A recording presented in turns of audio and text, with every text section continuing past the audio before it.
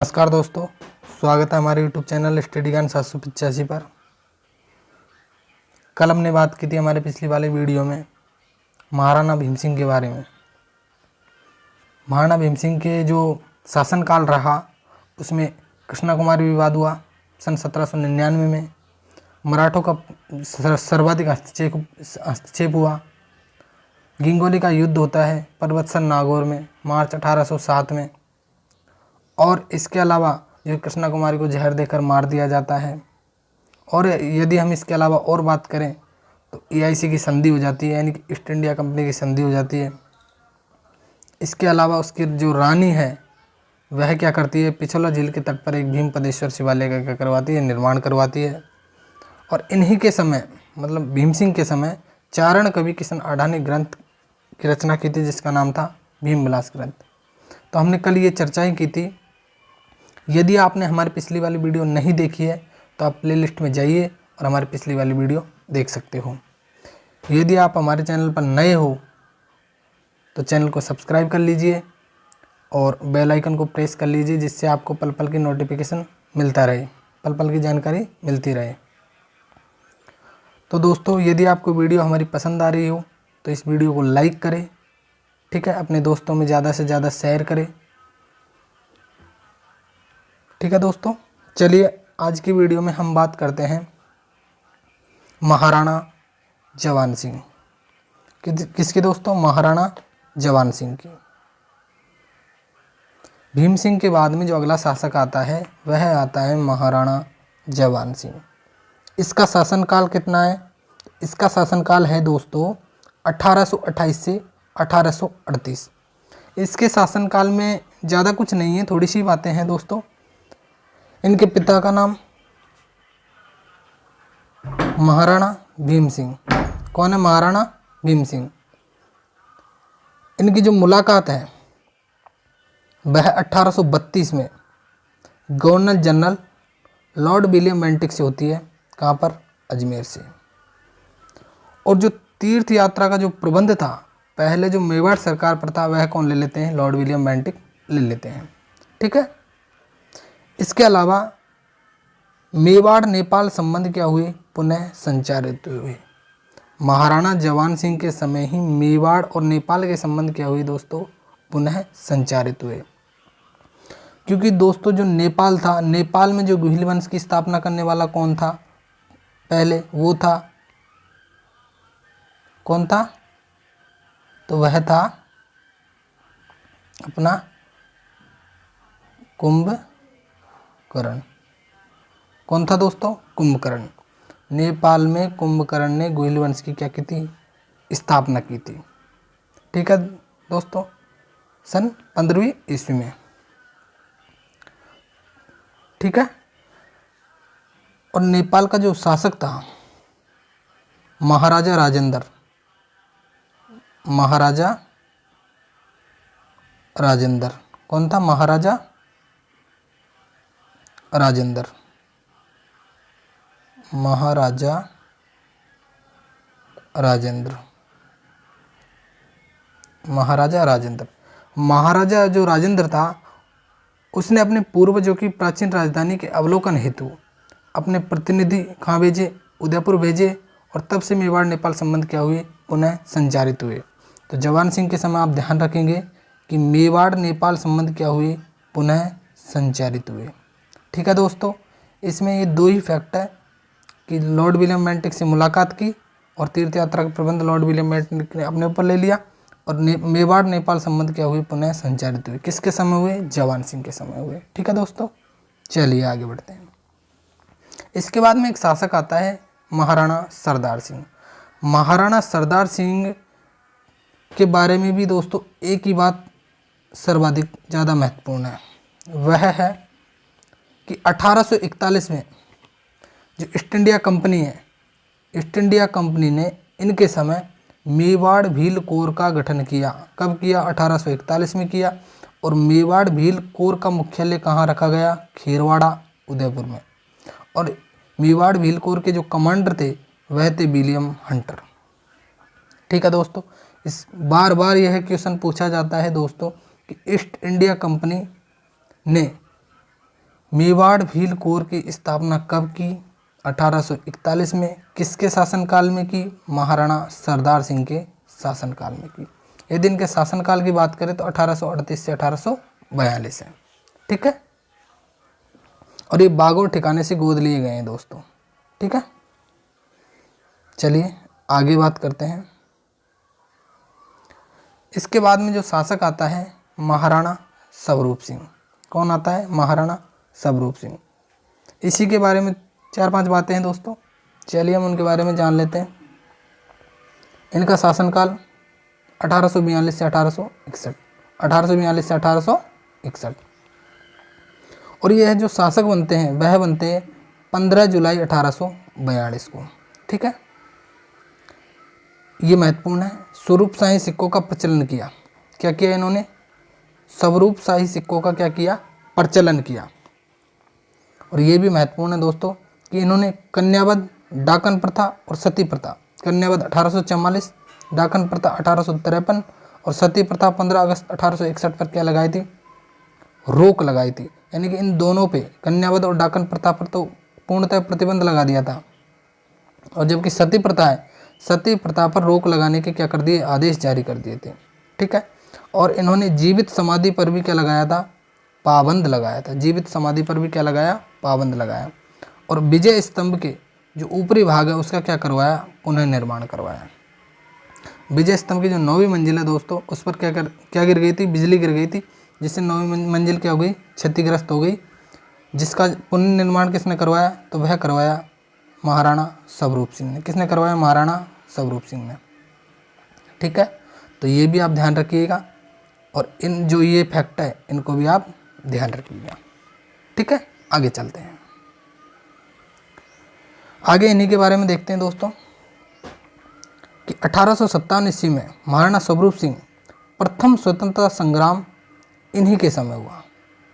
प्रथम स्वतंत्रता संग्राम 1857 की जो क्रांति है वो इन्हीं के समय हुई। मेवाड़ का शासक कौन था जिसके समय 1857 की क्रांति हुई? तो वह था महाराणा स्वरूप सिंह। ठीक है, चलिए आगे बात करते हैं। निर्माण, इनके निर्माण में यदि हम देखें तो गोवर्धन विलास महल का निर्माण इन्होंने करवाया, पशुपतेश्वर महादेव मंदिर का निर्माण करवाया, और जगत शिरोमणि मंदिर का इन्होंने निर्माण करवाया। ये भी आपके लिए बहुत ज़्यादा मोस्ट इंपॉर्टेंट है दोस्तों। ठीक है, सती होने की घटना, इनके समय एक सती होने की घटना होती है जो मेवाड़ के राज परिवार से संबंधित है। तो मेवाड़ के जो राज परिवार की जो अंतिम सती है दोस्तों, वह कौन हुई थी? एंजाबाई हुई थी। कौन हुई थी? एंजाबाई हुई थी, जो क्या थी? पासवान थी। मेवाड़ राज परिवार की जो अंतिम सती होने की घटना वो कौन है? एंजाबाई। वह कौन हुई थी? एंजाबाई, जो क्या थी? इनकी पासवान थी। ठीक है दोस्तों, ये भी ध्यान रखिएगा आप। यदि हम इनकी मृत्यु के बारे में बात करें तो सन 16 नवंबर 1861 में बीमारी के कारण इनकी क्या हो जाती है? मृत्यु हो जाती है। क्या हो जाती है? इनकी मृत्यु हो जाती है। ये दोस्तों फैक्ट टू फैक्ट क्वेश्चन है आपके। ठीक है दोस्तों, आप इनके नोट्स बनाइए अच्छे से। चलिए आगे बात करते हैं। अब हम बात करते हैं महाराणा शंभू सिंह के बारे में। किसके बारे में? महाराणा शंभू सिंह के बारे में। तो इनका शासनकाल देखते हैं दोस्तों। इनका शासनकाल है दोस्तों 1861 से लेकर 1874 ईस्वी तक। कितना? 1861 से 1874। इन्हीं के समय एक पॉलिटिकल मेजर टेलर आयोग की अध्यक्षता में एक गठित होती है दोस्तों रीजेंसी काउंसिल। क्या गठित होता है? Regency council. ठीक है, क्या गठित होती है? रीजेंसी काउंसिल गठित होती है दोस्तों। ठीक है, इन्हीं के समय सती प्रथा, दास प्रथा, बच्चों की क्रय विक्रय पर क्या लगता है? कठोर प्रतिबंध लगता है। ठीक है, इन्हीं के समय एक सेना का गठन होता है दोस्तों जिसका नाम है शंभू पलटन। क्या नाम है? शंभू पलटन। और इनको ब्रिटिश सरकार द्वारा GCSI का खिताब दिया जाता है, यानी कि grand commander order of the state of India का क्या दिया जाता है? खिताब दिया जाता है। किसके द्वारा? ब्रिटिश सरकार के द्वारा। तो ये भी आप ध्यान रखिएगा। इन्हीं के समय अकाल पड़ा था दोस्तों। तो अकाल के समय आर्थिक मदद हेतु खैरात खाना खोला जाता है। क्या खोला जाता है? खैरात खाना खोला जाता है। आर्थिक मदद के समय क्या खोला जाता है? खैरात खाना खोला जाता है, ये भी ध्यान रखिएगा। और इन्होंने निर्माण कार्य क्या क्या करवाए? तो शंभू निवास महल का निर्माण करवाया है, दिलकुश महल का निर्माण करवाया, शंभू रत्न पाठशाला का निर्माण करवाया।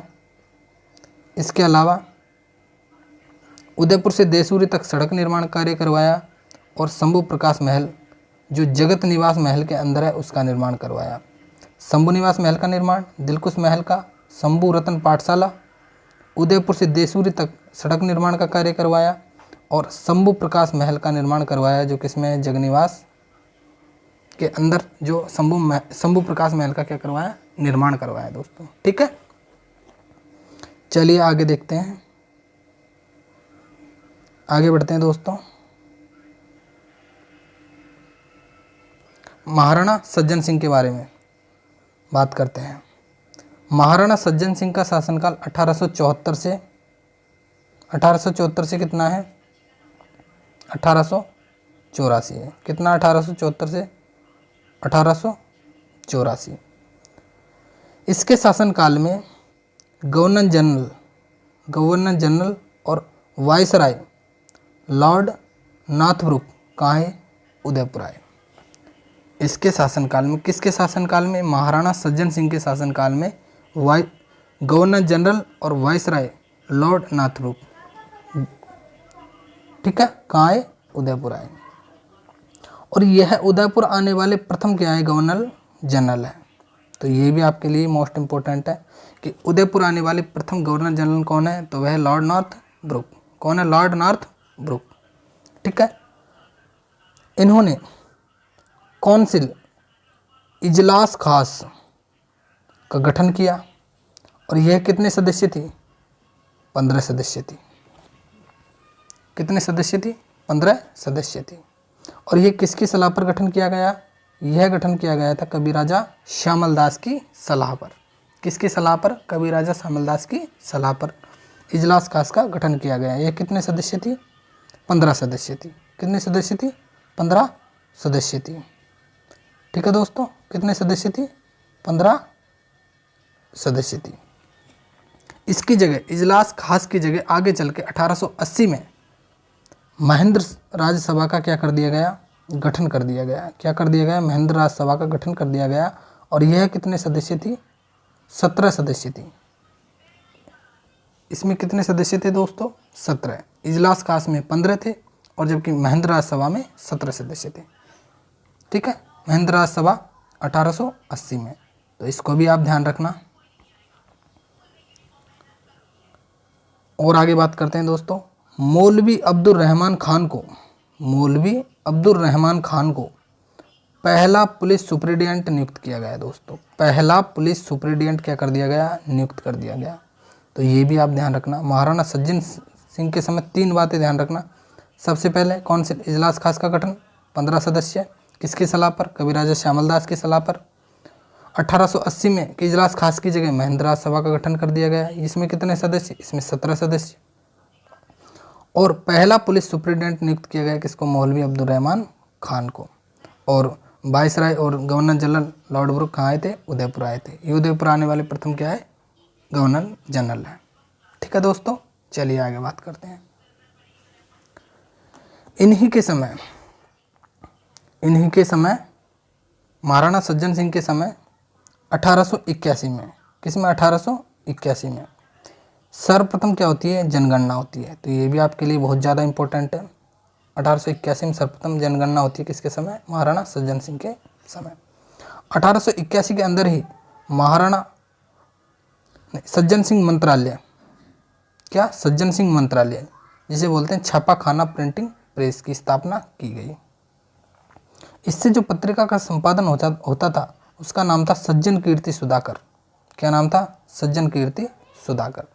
तो ये भी बहुत ज़्यादा इंपॉर्टेंट है, अक्सर एग्जामों में पूछा जाता है दोस्तों कि सज्जन कीर्ति सुधाकर नामक जो पत्रिका है वह कहाँ से संपादन होती थी? तो वह उदयपुर से संपादन होती थी। ठीक है, इन्होंने अपने महलों में सज्जन वाणी विलास नामक पुस्तकालय का स्थापना करवाई। सज्जन वाणी विलास नामक पुस्तकालय की क्या करवाई, स्थापना करवाई। तो ये भी आप ध्यान रखिएगा। श्यामल दास को कवि राजा की उपाधि प्रदान की, तो किसने की, सज्जन सिंह ने की। किसने की, सज्जन सिंह ने की। किसने की दोस्तों, सज्जन सिंह ने की। इसके अलावा भारतेंदु बाबू हरिश्चंद्र और स्वामी दयानंद सरस्वती। भारतेंदु बाबू हरिश्चंद्र क्या थे, हिंदी साहित्यकार थे, और स्वामी दयानंद सरस्वती ने परोपकारिणी सभा की स्थापना की थी। तो परोपकारिणी सभा के जो सभापति है वह किसको नियुक्त किए गए, महाराणा सज्जन सिंह। किसको, महाराणा सज्जन सिंह को। और जो भारतेंदु बाबू हरिश्चंद्र है वो हिंदी साहित्यकार थे। इनको उदयपुर, इन दोनों को, दयानंद सरस्वती को और भारतेंदु बाबू हरिश्चंद्र को, दोनों को उदयपुर क्या किया गया, निमंत्रित किया गया। क्या किया गया, निमंत्रित यानी कि बुलाया गया। ठीक है दोस्तों, चलिए आगे बात करते हैं। सज्जन सिंह ने सज्जनगढ़ पैलेस जो बांसदरा पहाड़ी पर निर्मित है, इसका क्या करवाया, निर्माण करवाया। तो इसका प्रारंभिक निर्माणकर्ता कौन है, तो वह है सज्जन सिंह। और इसका निर्माण कार्य पूर्ण किसने करवाया, तो वह करवाया फतेह सिंह ने। किसने करवाया, फतेह सिंह ने। सज्जनगढ़ पैलेस का जो प्रारंभिक निर्माण करता है वह कौन है, वह है महाराणा सज्जन सिंह। और इसका निर्माण कार्य पूर्ण करवाने वाला कौन है, वह है फतेह सिंह। कौन है, फतेह सिंह। किस पहाड़ी पर है, तो यह है बांसदरा पहाड़ी पर। इन्होंने जगनिवास महलों में सज्जन निवास महलों का क्या करवाया, निर्माण करवाया। जो जगनिवास महल है दोस्तों पिछोला झील पर, उसके अंदर सज्जन निवास महलों का क्या करवाया, निर्माण करवाया। अब हम इम्पोर्टेंट फैक्ट देखते हैं दोस्तों। 1878 में नमक समझौता होता है इन्हीं के समय, जो किससे होता है, ब्रिटिश सरकार से होता है। 20 अगस्त 1880 को महेंद्र सभा का गठन होता है, ये हमने आगे देखा था। 2 जुलाई 1877 को देश हितैषणी सभा का गठन हो जाता है। और ये क्या है, एक समाज सुधारक संस्था है। क्या, एक समाज सुधारक संस्था है। क्या, एक दोस्तों समाज सुधारक संस्था है। ठीक है, तो अब ये तीनों के तीनों जो फैक्ट है वो आप ध्यान रखना। ठीक है दोस्तों, चलिए आगे चलते हैं। अब हम बात करते हैं महाराणा फतेह सिंह के बारे में। तो महाराणा फतेह सिंह का जो शासनकाल रहता है दोस्तों, वह रहता है 1884 से 1921। कितना रहता है, 1884 से 1921। इन्हीं के समय, महाराणा फतेह सिंह के समय प्रथम विश्व युद्ध में इंग्लैंड की मदद की जाती है। और इंग्लैंड जो सरकार है उसके द्वारा इनको GCBO की उपाधि दे दी जाती है। क्या दे दी जाती है, GCBO की उपाधि दे दी जाती है। महाराणा फतेह सिंह के समय वाल्टरकृत राजपूत हितकारिणी सभा का गठन होता है। कब, 1889 में। कब होता है, 1889 में। वाल्टरकृत राजपूत हितकारिणी सभा का गठन कब होता है, 1889 में। ठीक है दोस्तों, और वाल्टरकृत राजपूत हितकारिणी सभा के जो किसके द्वारा गठित की गई थी, तो ये की गई थी AGG कर्नल वाल्टर द्वारा। किसके द्वारा, AGG कर्नल वाल्टर द्वारा। ठीक है, इन्हीं के समय सन 1899 में 56 अकाल पड़ता है दोस्तों, यानी कि मेवाड़ में भीषण अकाल पड़ता है। और यदि हम विक्रम संवत की बात करें तो 1956। आप 1899 में 57 जोड़ दोगे तो क्या निकल जाएगा दोस्तों, विक्रम संवत निकल जाएगा। ठीक है, महाराणा फतेह सिंह के समय ही 56 अकाल पड़ा था। कब, 1899 में। चलिए हम आगे बात करते हैं। ठाकुर केसरी सिंह बारठ ने दिल्ली दरबार में इन्हें जाने से रोका था। ठीक है दोस्तों, कहाँ जाने से रोका था, दिल्ली दरबार में इन्हें जाने से रोका था। अब दिल्ली दरबार में जाने से क्यों रोका था दोस्तों, क्योंकि जो भारत के तत्कालीन वायसराय थे लॉर्ड कर्जन ने सम्राट एडवर्ड सप्तम के लंदन में राज तिलक के अवसर पर दिल्ली में 1 जनवरी 1903 ईस्वी में सरदार दरबार का क्या होना था दोस्तों, आयोजन होना था। किसके, भारत के जो तत्कालीन वायसराय थे लॉर्ड कर्जन, उनके जो सम्राट थे एडवर्ड सप्तम, उनके लंदन में राज तिलक के अवसर पर दिल्ली में क्या हुआ था, आयोजन हुआ था, जिसमें सभी रियासत के क्या थे, शासकों को आमंत्रित किया गया था। ठीक है, मेवाड़ महाराणा फतेह सिंह को दिल्ली दरबार में जाने से रोकने हेतु ठाकुर केसरी सिंह बारठ ने डिंगल भाषा में 13 सोरठे, कितने, 13 सोरठे लिखे थे दोस्तों। सोरठे कह दो चाहे दोहे कह दो। ठीक है, जिसमें था चेतावनेरी चुंगटिया। क्या था, चेतावनी री चुंगटिया लिखकर किसको भेजा, महाराणा को भेजा, है ना। इनको पढ़कर महाराणा दिल्ली तो पहुंच गए थे दोस्तों, लेकिन दरबार में सम्मिलित नहीं हुए थे। तो क्या ध्यान रखोगे आप महाराणा फतेह सिंह के बारे में कि केसरी सिंह बारठ ने चेतावनी रे चुंगटिया नामक एक 13 सोटे या दोहे लिखे थे, जिससे कि फतेह सिंह मेवाड़ वो दिल्ली दरबार में तो गया था लेकिन उपस्थित नहीं हुआ था, दरबार में सम्मिलित नहीं हुआ था। ठीक है, चलिए आगे बात करते हैं। सन 1919 ईस्वी में सम्राट जॉर्ज पंचम के जन्मोत्सव पर पुत्र भूपाल सिंह को KCIE की संधि उपाधि प्रदान की गई। KCIE की उपाधि प्रदान की गई थी। ठीक है, किसके पे, सम्राट जॉर्ज पंचम के जन्मोत्सव पर। किसको, भूपाल सिंह को, जो महाराणा फतेह सिंह का क्या था, उत्तराधिकारी था। ठीक है, भूपाल सिंह, उसको क्या दे दी गई, उपाधि दे दी गई KCIE की उपाधि। यह उपाधि राजपूताने में राजकुमार को मिलने वाला पहला क्या था, खिताब था। पहला क्या था, खिताब था। तो ये भी आप ध्यान रखिएगा, ये भी ध्यान रखना ठाकुर केसरी सिंह वाला, और ये भी ध्यान रखना। ठीक है, और इन्हीं के समय यानी कि मेवाड़ महाराणा फतेह सिंह के समय मेवाड़ लांसर्स का गठन किया गया। किसका, मेवाड़ लांसर्स का गठन किया गया। ठीक है दोस्तों, चलिए आगे बात करते हैं। अब हम हमारे लास्ट शासक की बात करते हैं, जिसका नाम है महाराणा भूपाल सिंह। इनका शासनकाल यदि हम देखें तो 1930 से 1955। ठीक है, यह सिसोदिया वंश के अंतिम शासक थे दोस्तों, जिनका जन्म 22 फरवरी 1884 को हुआ। कब हुआ, 22 फरवरी 1884 को हुआ। 1935 ईस्वी में इन्होंने मेवाड़ प्रजामंडल की क्या की, स्थापना की, और 18 अप्रैल 1948 को उदयपुर रियासत का राजस्थान संघ में क्या हो गया, विलय हो गया। ठीक है, और संयुक्त राजस्थान संघ के क्या बने, राज प्रमुख बने। क्या बने, राज प्रमुख बने। शहर की सफाई हेतु म्यूनिसिपैलिटी की स्थापना की दोस्तों, ये भी आप ध्यान रखना। म्यूनिसिपैलिटी की स्थापना किस शासक के समय हुई, तो महाराणा भूपाल सिंह के समय। 5 जुलाई 1955 की इनकी मृत्यु हो जाती है। इनके बाद में इनका उत्तराधिकारी बनता है, वह कौन बनता है, महाराणा भगवत सिंह। यह कब से कब तक, 1955 से 1984 तक रहता है। ठीक है दोस्तों, तो आई होप आपको ये वीडियो बहुत ज़्यादा पसंद आई होगी। यदि वीडियो पसंद आई तो वीडियो को लाइक ज़रूर करें, अपने दोस्तों में शेयर करें। आज हमारा मेवाड़ का जो इतिहास है पूरा कंप्लीट हो जाता है।